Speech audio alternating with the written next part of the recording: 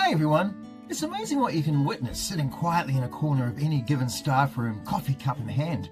I remember one particular time when I found myself watching a brilliant team leader absolutely dismantle their own confidence. I'm thinking that maybe you know the scene as well. Kids engaged, learning humming, relationships strong, and yet you find yourself hearing something like this. Yeah, but I don't really know if I'm doing it that well. I nearly spat my coffee across the laminator because here's the thing, and I reckon this applies to just about every leader walking around a school right now. You're better than you think you are.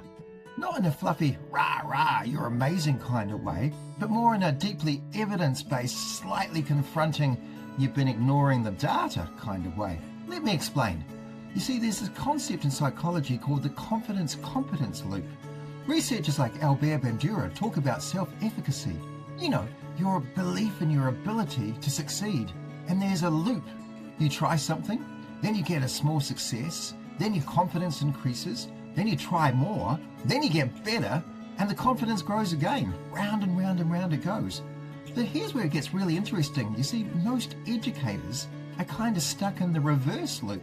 You try something, then you discount the success, then you focus on what went wrong, then your confidence droops, and then you play smaller next time, don't you? Sound familiar? I've done it, you've done it, we've all done it. You know, I remember once leading a whole school initiative. It went well, self-engaged, outcomes improved, kids benefiting. And what did I focus on that night at 3:17 a.m? Well, that one slightly awkward conversation in the corridor. Honestly, if overthinking burned calories, we'd all be Olympic athletes.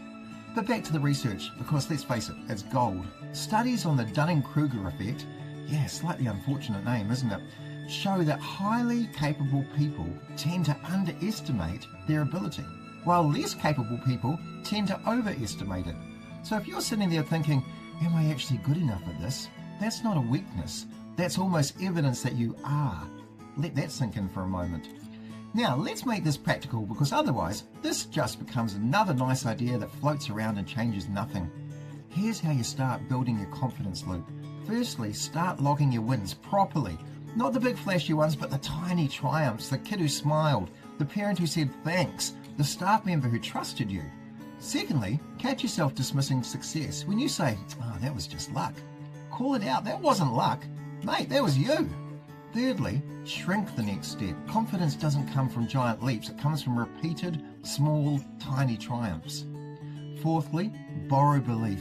If you can't see it yet, trust the people around you who can. They're not wrong, you know. And maybe the most important one, stop waiting to feel confident before acting. Confidence follows action, not the other way around. Now here's some more truth. You don't need to become someone else to be a great leader. You just need to see more clearly who you already are. Because the confidence loop isn't about becoming better. It's about recognizing that you're already further along than you think you are. And once that clicks, everything changes. Now, if you've enjoyed this video, then you'll undoubtedly enjoy reading my latest book, 54 Quotes and Provocations. It's stacked full of great leadership quotes and ideas to help free up your thinking time so that you can enjoy your job a lot more. Go and get your copy now.